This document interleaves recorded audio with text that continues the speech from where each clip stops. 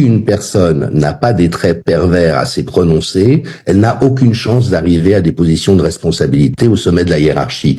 C'est un tel parcours du combattant, c'est tellement semé d'embûches.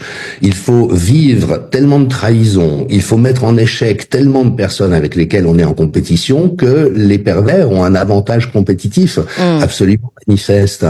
Et le généticien Albert Jacquard l'avait dit au milieu des années 90, il avait mis en garde en disant attention, nous sommes en train de créer un monde dangereux parce que c'est tellement compétitif que seuls les gens sans foi ni loi ou hyper conformes vont arriver aux positions de responsabilité. Le profil de personnalité pervers est à peu près impossible à penser pour le commun des mortels, parce que un pervers est dépourvu d'humanité. On considère aujourd'hui qu'il y a 4 traits caractéristiques du profil pervers. C'est le machiavélisme. Ils sont prêts à toutes les ruses. Et selon la formule de Racamier, pour un pervers, un mensonge réussi vaut une vérité.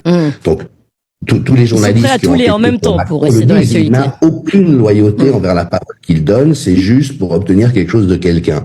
Ensuite, vous avez le narcissisme, ils ne pensent qu'à eux et les autres ne sont que des objets dans leur monde. La psychopathie, il n'y a pas d'empathie, notamment pour la souffrance qu'ils infligent aux autres. Et finalement, le sadisme, c'est-à-dire même une jubilation d'infliger de la souffrance à autrui.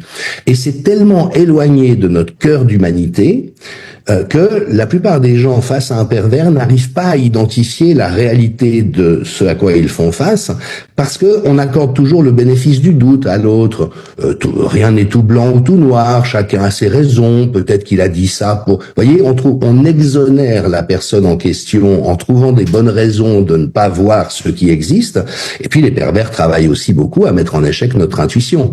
Ils nous font douter, ils nous mettent dans des paradoxes tellement difficiles à penser qu'à un moment donné, on suspend sa capacité réflexive, c'est le « en même temps » de Macron, et qui après devient un espèce de paradigme de fonctionnement. Et c'est vrai qu'aujourd'hui, dans des entreprises toxiques où le jeu politique, un honnête homme ou une honnête femme n'aurait aucune chance d'arriver à des positions de responsabilité.